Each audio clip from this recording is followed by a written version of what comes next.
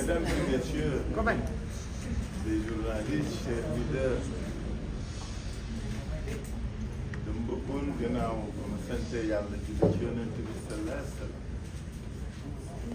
remercier tous les journalistes yi nga xam ne ñëw nañ ci tey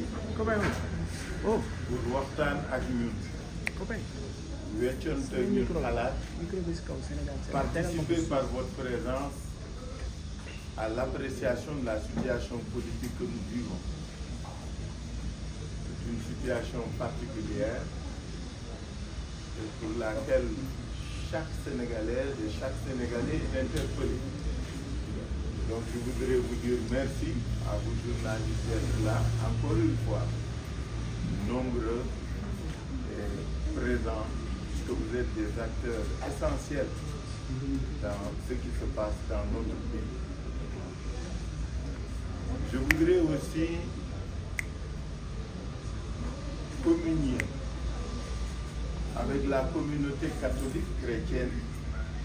qui a entamé le carême. Le carême est un moment de pénitence et de communion. Et nous voudrions leur dire, pour leur souhaiter que ces moments-là puissent être exaucés et que les prières qui y seront formulées puissent être bénéfiques à notre pays. moo wax ne waxtu wi ñu door lii suñu mbokku catholique yi door nañu seen koor nañu koor nag muy bu catholique muy bu jullit waxtu jaamu yàlla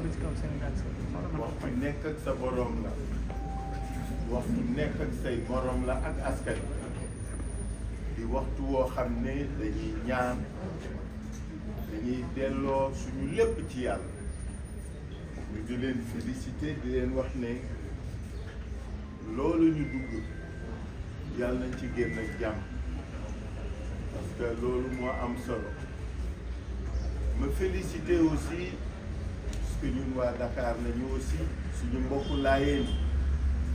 xam ngeen ni ci appel bi lañu génn suñu maam Limaamu yàlla may ko defal ko la mu ko defaloon communauté boobu ak waa Cap-Vert yépp ànd ci ñaari fan delloo seen borom seen xel ci seen borom ñaan waxtaane réew loolu lu am solo la ma bëgg aussi sant yàlla bu baax rendre hommage ci ñépp ñi nga xam ne yàlla dafa moom seen bakkan ci période bii ñu génn muy xeexu suñu démocratie muy ay ndaw yoo xam ne dañu faat ci xeex pour que démocratie wu Sénégal gën a taxaw lu am solo la parce que waruñu fàtte mukk ce sacrifice là ñun ñëpp ñu am à l'esprit ni de 2021 depuis 3 ans bientôt réew mi ñàkk na ci ay doom yu góor ak doom yu jigéen yu bare yal na leen yàlla xare àjjana mais su ma waxee loolu c'est pour que nous perdions jamais de vue ces sacrifices suprêmes de ces jeunes garçons, de ces jeunes hommes et de ces jeunes femmes yi nga xam ne ñàkk nañu seen bakkan sur le chemin de l'honneur pour que démocratie wu réew mi gën a sax gën a dëgër gën a yaatu ma wax ne waxtu wi ñuy waxtaan tey waxtu wu am solo la parce que suñu démocratie nag dafa jolli conseil constitutionnel démb jël na décision bu am solo décision boo xam ni dafa ñu sigil li nga xam ni moo njàngat bu njëkk bi mooy li ñu dund le 3 février waratul am mukk ci réew mi jamais plus à nouveau un 3 février qui a été un moment sombre de l'histoire démocratique de notre pays askan bi àdduna bi ñépp teg ñu bët ñépp duut ñu baaraam ma ni loolu waratu fee am ba faw waxoon nañ leen ko waxaat leen ko guléet la ci réew que élection présidentielle ci réew mi ñu laal ko naam dinañ ma wax ni élection nationale kenn mësu ko fi laal sauf 2007 ma ni yooyu daf fi war dëj dans une démocratie qui se consolide dafa am yoo xam ne waratul ne waratul am le dernier bastion imprenable qu'était l'élection présidentielle 3 février cof na ko ñu sant yàlla bu baax félicité wu ci li nga xam ni démb le conseil constitutionnel siggil nañu parce que nag ñun ñëpp ñoo ko interpellé woon ni ko askan waa ngi lay déglu askan waa ngi xaar ci yow nga delloo si boy ci lu ne c'est-à-dire nga fexe ba yëf ki nekkaat à l'endroit et je crois que décision au conseil constitutionnel puisque loolu lañ nar waxtaani daañ ci dellu si mais li mu ñu waral mooy ñun ñëpp siggiwaat nañ ñun ñëpp siggiwaat parce que nag li mu def démb on n'attendait pas moins du conseil constitutionnel moo tax ñu rafetlu ko mais xam ngeen ni décision yooyu nag ce n'est pas sans conséquence d'abord 3 février bi ñu génn te bëggatuñ ci dundaat li mu jur mooy conseil constitutionnel ba mu décidé wala bala moo décidé na ma rendre hommage ñu gaañu maa ngi rafetlu ñiy génn beaucoup d'otages politiques beaucoup de prisonniers politiques ñoo ngi leen di génne massivement dans quel cadre dans quelles conditions selon quelle modalité le pays interpellé fan la président wékk ñii ñu duutoon baaraam ni dañu tuumaal dañu menacer l'ordre public c'est des personnes yoo xam ni dañu def lu mucc ayib ñu xëy rek génne leen sans jox ñu explication lan moo ko wënd lan moo ko lal dama leen waxoon fii keroog ni teel am dëgg day dafa neexul mais ñu wax koog ñu bañ ko wax lii président def lii gouvernement bi def am na lu ko lal mani mu neex mu naqadi nañ ko duut baaraam am na ñuy waxtaan loolooy dëgg gi ñiy waxtaan nag am nañ ci droit parce que ñun loolu lañu gëm gis nga réew mi lépp amul luñ fi mënul waxtaane amul luñ fi mënul toog weccantee ko su ko ñëpp comprendre lépp dana yomb mais ñun bi ñuy def dañu ne fàng ni jëf wax dox jëf ñu ngi xaar ñu xam lan moo lan moo wund ci lan la wékku lii geste yi ak acte yi gouvernement bi di posé ñii joxe nañu lii ñi ci des lan la ñuy joxe en tout cas askan bi bëgg na xam parce que loolu am solo nag ñun liñ defoon dafa ni fàng ñu assumer ko waxtaane bon nag lii nga xam ne dañ koy rafetlu muy ñuy libérer prisonniers yeeg détenus yi lu baax la mais li ko wund li ko lal fiñ ci jëm askan wi war na xam ci turu askan woowu laay aborder question bi noonu ñu ngi xaar nag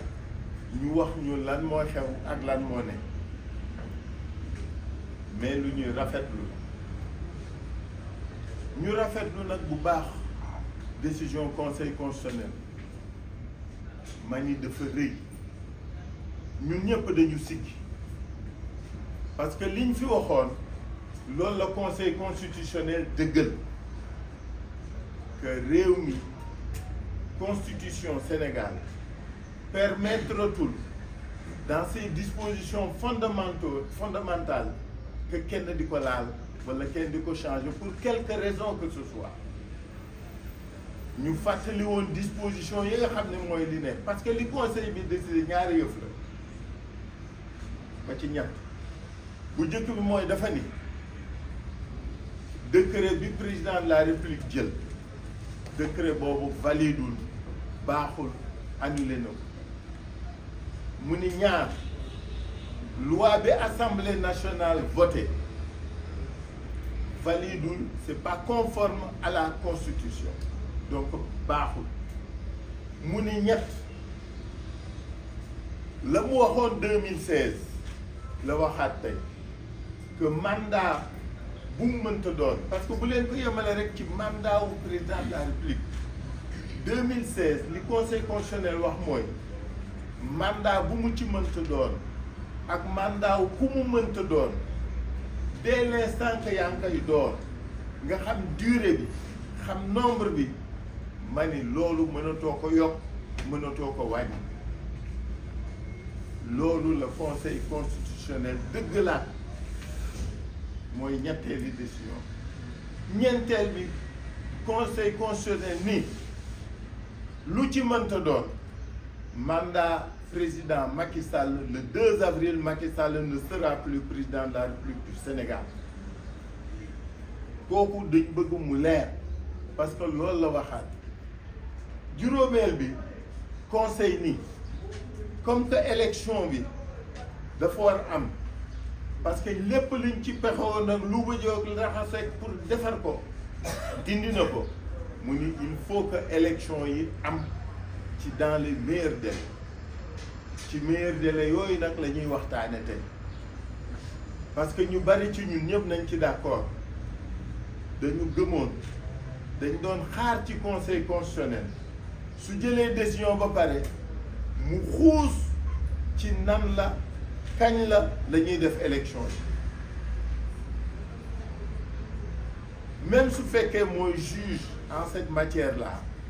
du moom mooy organiser donc li conseil décidé te ñun ñëpp ñu war ko liirandoo mooy dafa ni ci lii ñu jëm ku nekk na jouer ce rôle ku nekk na jouer ce rôle si nous voulons être nag à la hauteur du moment si nous on veut être digne de la confiance des Sénégalais chacun de nous est interpellé tous les acteurs et tous les acteurs c'est le président de la République c'est l'exécutif c'est les acteurs politiques et c'est la justice soo ko doon tasaare sax di nga ci dugal Sénat ku ne mais acteur mooy ñëpp ñoo xam ni dañuy intervenir ci élection conseil constitutionnel dafa ni nañu delluwaat xoolaat suñu bopp foofu nag c'est notre capacité notre génie notre esprit de sénégalais nga xam ni daf ñu may à chaque fois que réew mi am fu mu toll am lu mu laaj am lu mu yaakaar lu nit ñi xaar ci ñun ñu fexe ba eggali ko et c'est ça qui est intéressant pour chacun de nous nan la ñuy fexe ba 2 avril président Macky Sall dem ci jàmm beneen président wuutu question bi ngeen war di bëgg poser mooy est-ce que élection yi dana mën a fexe ba mën am 2 avril ñaari schéma moo mën doon mën nañu xoolaat délai yi mën nañu xoolaat doxalin bi ak defin bi ba 2 avril président Macky Sall passé pouvoir ci nga xam ni moo ko wut mais xam ngeen calendrier bi certaines dispositions surtout en ce qui concerne l'élection présidentielle ce sont des dispositions constitutionnelles ou su fekkee code électoral la dispositions yi loi organique la c'est-à-dire soo ko doon voté dafa am lu mu laaj soo koy laal dafa am lu mu laaj donc liñ ci war jàngat mooy ñun askanu Sénégal ñun acteuru Sénégal politique ak lépp ci am war nañu ku nekk nag xoolaat Sénégal rek pour ñu trouver solution nan lay demee waxtaan lay doon décision lay doon li am solo mooy président seul mënu ko war décider démb maa ngi suivre sax yi débat ma dégg des responsables de la majorité ñenn ñi nee nañu bu président nangu décision ñenn ñi nee nañu président nu ko neex la koy defe su président xalaatee defe ko moom rek kott donc mi ngi def loo xam ni du régler problème. Ce sont tous les acteurs qui doivent être impliqués dans le processus pour que l'élection y am. Si nous voulons avant 2 avril, nous savons jouer. Parce qu'il y a des délais là, il y a des délais légaux, c'est incompressible, c'est compressible. Nous pouvons dire ça. Mais ce que je veux dire, c'est que nous, Khalifa président, moi que nous, c'est le génie de notre peuple qui est interpellé. C'est notre capacité à faire preuve de dépassement qui est attendue. C'est nos moyens intellectuels, politiques, moraux qui vont faire en sorte que nous soyons faits, jiital réew mi, jiital démocratie, jàmm askan wi, développement wu réew mi pour que ñu toog waxtaan. Ci nan dans quelles conditions lu ñëw la ci kanam la. Boboy bi jiitu mais su ma déggee sama xarit di wax keroog naan bu président def lii président amatul choix 2 avril day dem ñiy wax leneen xëy na dañu xalaat article 52 yéen ñëpp xam ngeen article 52 li mu signifié ak li mu wund ma ne article 52 du xew. Article 52 Sago. On vient de vivre le 3 février. Vous faites qu'un article 52. Surtout que pour que l'article 52 nous puissions utiliser, il faut un blocage des institutions. C'est-à-dire le gouvernement avait alors qu'il vient de faire son conseil des ministres, justice doit fonctionner, alors que le conseil constitutionnel vient de prendre sa décision. Assemblée nationale fonctionne alors qu'elle est convoquée et à tout moment elle vient de voter une loi. Donc condition yi nga xam ni mooy tax 52 di taxaw amu fi dama bëgg sama xarit yooyu fàtte loolu na ku nekk delloo ci sa xel xam ni li am solo léegi mooy Sénégal nga Sénégal gi rek a xew moo aye su xewee te aye na ku nekk da ngay fàtte sa bopp. Donc, Mboki Sénégal, Mboki Aduna, le Sénégal a pris conscience de sa place, de sa position de vitrine de la démocratie. Elle a été balafrée le 3 février, nous en convenons, nous l'acceptons. Mais nous avons toujours les moyens et la capacité à nous relever et à faire face. Par le Conseil constitutionnel, nous venons de vivre cette situation-là. Bravo à ces magistrats qui ont répondu à notre attente. Bien sûr, nous sommes d'accord. Il y a des questions qui n'ont pas trouvé de réponse dans la décision du Conseil. Mais le Conseil a été très, très clair. Il a invalidé et le décret et la loi qui étaient incriminés. C'est cela qui importe. Il a mis les acteurs politiques de ce pays devant leurs responsabilités, en réaffirmant qu'en tout état de cause, les intangibilités et les dispositions d'éternité qui existent dans la Constitution doivent être respectées. Pour ce faire, il est à noter, accepté et reconnu par tous et de tous que le 2 avril, le président Macky Sall ne sera plus président de la République de ce pays.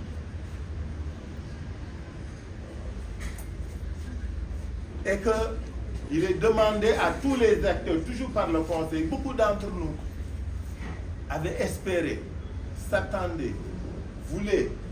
que le Conseil décidât des dates et des modalités. Ce n'est pas son rôle. L'organisation des élections relève d'acteurs connus, identifiés, l'exécutif et les acteurs politiques. Ce qu'il faut retenir, c'est qu'en rejetant le décret, en rejetant la loi, le Conseil nous dit on poursuit le processus. Ce sont les 20 candidats retenus qui continuent le combat. Ça, il faut que ce soit compris. Et que ces candidats-là, avec tous les autres, devront se battre pour que les délais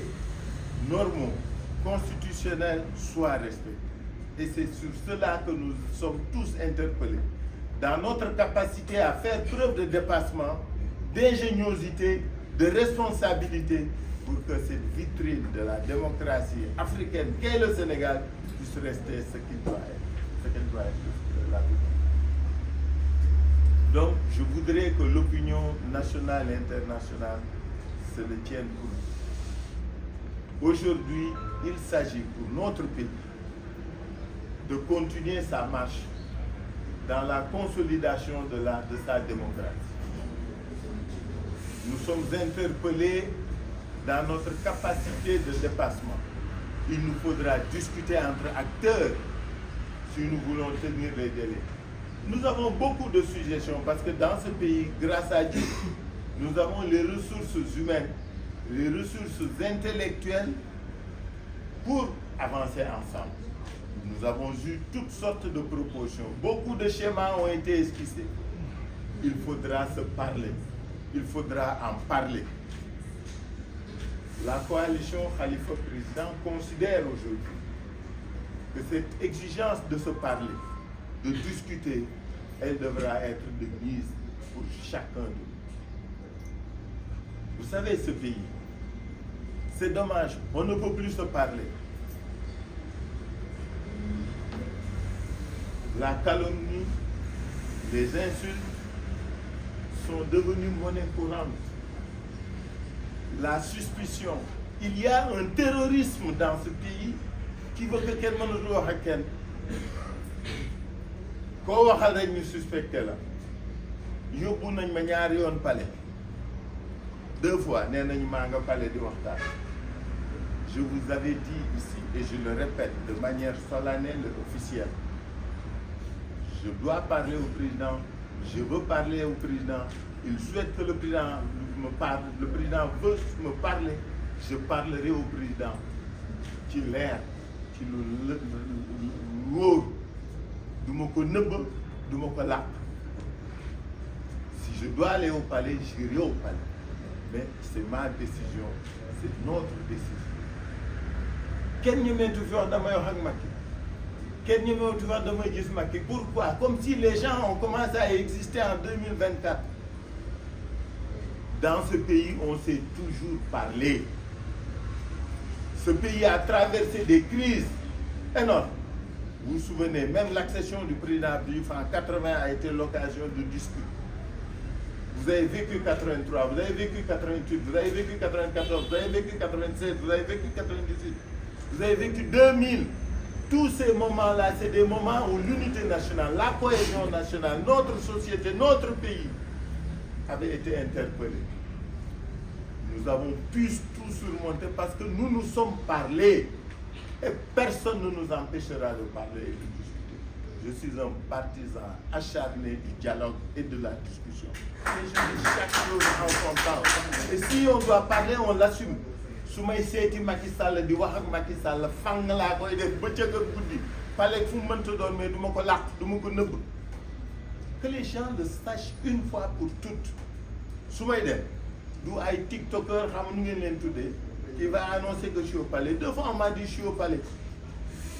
benn bi j'étais en réunion jusqu'à 4 heures du matin. Hier j'étais à Grand F, on me dit que je suis au palais. Mani di nga su may dem palais fang lay doon amul làq amul nëbb. J'ai besoin de voir le président de la République, je lui demande de me recevoir. Il a besoin de me voir, il me sollicite, je vais le voir quand je pense que c'est utile. Alors, c'est quoi cette tyrannie-là? c'est quoi cette suspicion ki nanguwul jàkkaarloog sa adversaire da nga wóoluwul sa bopp soo demee seeti wax ak Macky Sall day wax jox la nga wax delloo ko. Moi je suis dans l'opposition depuis 24 ans je n'ai rien à prouver amatuma lu muy prouver fii ci réew mi xam lu bari fekkee lu bari man lu bari nag. Alors qu'on arrête cette manière de faire. Aujourd'hui on insulte les gens di leen tuumaal di leen waxal lu ne fu koy faut pas que les gens oublient que ku nekk am nga ndey am nga baay am nga njaboot am nga doom koo fi wax lu métteeg lu naqadi mën na la ko delloo. C'est que am na ñu ñenn ñi jombal seen bopp am na ñu ñenn ñi rus looloo tax loolooy différence bi avec certains mais fii lu ne yomb na fi nag. Quand j'étais jeune socialiste su amoon ñi daan ngandaloog di balballu dañ leen wax ne xoolal réewande kenn gisul fu ñu koy jaayee ku mu neex réew mbubb la ku ko sol mu jot la ku mu neex nga réew. Il faut que les gens comprennent qu'on en a assez de cette tyrannie-là du sosaka tuumaal ak il faut que réew mi dellu si ca la moo ru woon bàyyi mooy waxtaan mooy déggoo mooy juboo waxtaan c'est pas parce qu'on se parle qu'on s'entendra non mais au moins qu'on se parle ñun ñii ruumandaat ak waxtaan yi dañ leen tudd ñu leen amul intérêt parce que xam nañ ne am nañ droit waxtaan seulement ñun biñ koy def Sénégal yëpp xamoon nañ ñu waxtaan c'est la seule différence et on assume ça donc je veux vraiment que ce débat là de dem présidence ak bañ dem chaque jour ñu yëgal leen ni maa ngi président demaguma fa mais su may dem ma ni du ma tàggoo danaa yëgle su ma deel seet danaa leen yëgal parce que c'est ça mon devoir d'homme public qui a des comptes à vous rendre ma ni ma dellu si li nga xam ni mooy aali kale mooy fii ñu jëm élection yi incha allah dana am 2024 loolu la conseil constitutionnel décidé nan lay amee ñun ñoo koy waxtaan président Macky Sall dafa war jël responsabilité mais ku nekk ci ñun dafa war jël responsabilité parce que conseil ñun la delloo yëf ci léegi nee na nañu waxtaan ñu arrêté délai yi ñu arrêté délai wax naa leen ñaari façon yi fi am est-ce que dañuy def élection dañu bëgg a def élection que président Macky Sall organisé ko 2 avril mu passer le pouvoir à son successeur ou est-ce que day def leneen li gën mooy mu jox pouvoir bi son successeur ñeneen ñiy wax ñëpp dañuy bëgg wax lu leen neex parce que au-delà du 2 avril le président Macky Sall ne peut plus rien faire dégg naa dañu bëgg changer conseil constitutionnel pour def ko cour constitutionnel suñ ko defee dañuy changer loi bi mënul ne bii moom wéy na jeeg bay wéy na mbuus suñ doon def it dañuy jéem def des dispositions transitoires pour annihiler li nga xam ni moom mais boobaa sénégalais duñ ko nangu ma ni xam nga li réew mi wane mooy lan mooy que ni fii rien ne sera plus comme avant am na lu kenn dootul nangu donc il faut que askan wi comprendre ñun acteurs yi ñoo war jël suñu matuwaay président Macky Sall moo war jël matuwaayam ñu toog waxtaane parce que mu ni ci ñàkk pour nan la ñuy defee exécuter nan la ñuy mettre en œuvre décision bu conseil constitutionnel loolu moo am solo en tout cas man Khalifa Sall je suis prêt à assumer parce que dama xam lu bari fekke mais surtout parce que je suis prêt à être le prochain président de la République du Sénégal j'en ai tous les moyens et les capacités mais surtout aujourd'hui il faut que nit ñi xam ni liggéeyal Sénégal moo ñu ñor te ku nekk da nga war mel na nga war a mel donc nañu waxtaane lépp nañu doxale lépp pour que seul le Sénégal puisse sortir vainqueur de cette situation et que le respect que les autres nous continuons à le mériter. Voilà ce que je voulais dire. Je vous remercie. Je suis si affaire ñi bëgg Macky Sall daax bañ a nangu ci décision en France ci émission en France. Que Macky Sall